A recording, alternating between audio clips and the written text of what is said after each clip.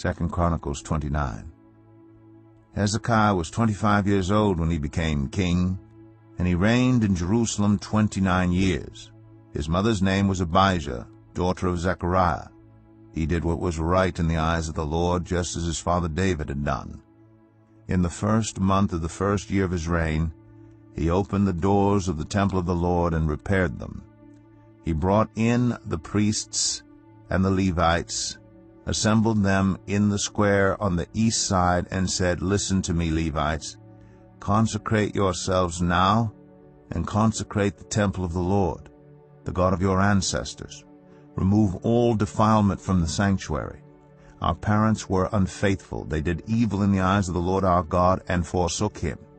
They turned their faces away from the Lord's dwelling place and turned their backs on him. They also shut the doors of the portico and put out the lamps. They did not burn incense or present any burnt offerings at the sanctuary to the God of Israel. Therefore the anger of the Lord has fallen on Judah and Jerusalem. He has made them an object of dread and horror and scorn, as you can see with your own eyes.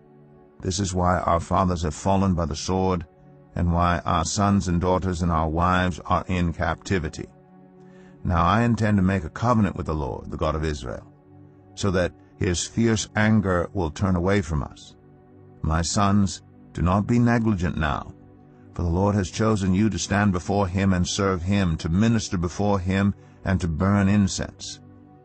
Then these Levites set to work, from the Kohathites, Mahath son of Amasai, and Joel son of Azariah; from the Merarites, Kish son of Abdi, and Azariah son of Jehalalel; from the Gershonites, Joah son of Zimmah, and Eden son of Joah; from the descendants of Elizaphan, Shimri, and Jeiel; from the descendants of Asaph, Zechariah, and Mattaniah; from the descendants of Heman, Jehiel, and Shimei; from the descendants of Jeduthun, Shemaiah, and Uzziel. When they had assembled their fellow Levites and consecrated themselves, they went in to purify the temple of the Lord, as the king had ordered, following the word of the Lord. The priests went into the sanctuary of the Lord to purify it. They brought out to the courtyard of the Lord's temple everything unclean that they found in the temple of the Lord. The Levites took it and carried it out to the Kidron Valley. They began the consecration on the first day of the first month, and by the 8th day of the month they reached the portico of the Lord. For 8 more days they consecrated the temple of the Lord itself, finishing on the 16th day of the first month.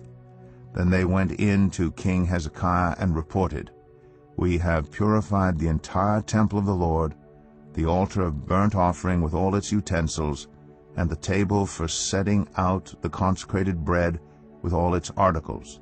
We have prepared and consecrated all the articles that King Ahaz removed in his unfaithfulness while he was king. They are now in front of the Lord's altar." Early the next morning, King Hezekiah gathered the city officials together and went up to the temple of the Lord.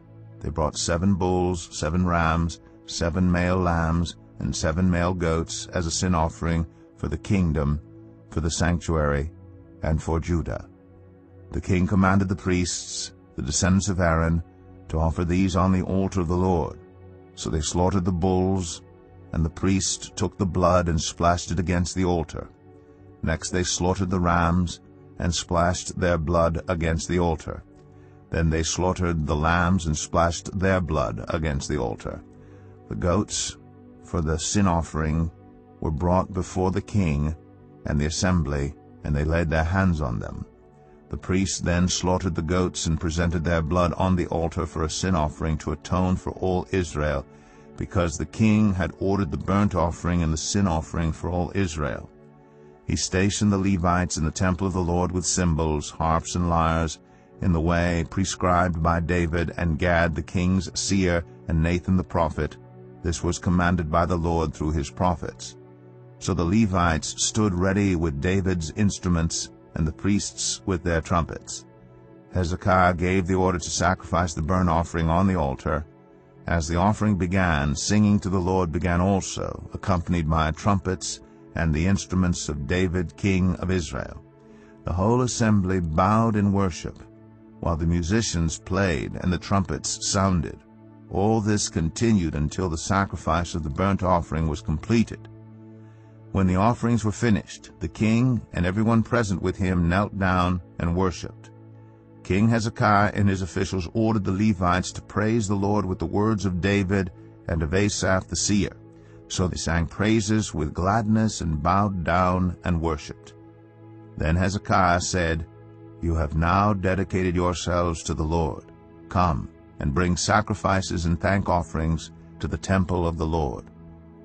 So the assembly brought sacrifices and thank offerings, and all whose hearts were willing brought burnt offerings.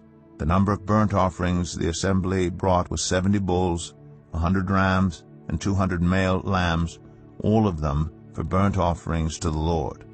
The animals consecrated as sacrifices amounted to 600 bulls and 3,000 sheep and goats. The priests, however, were too few to skin all the burnt offerings, so their relatives, the Levites, helped them until the task was finished and until other priests had been consecrated, for the Levites had been more conscientious in consecrating themselves than the priests had been. There were burnt offerings in abundance, together with the fat of the fellowship offerings and the drink offerings that accompanied the burnt offerings. So the service of the temple of the Lord was re-established. Hezekiah and all the people rejoiced at what God had brought about for his people, because it was done so quickly.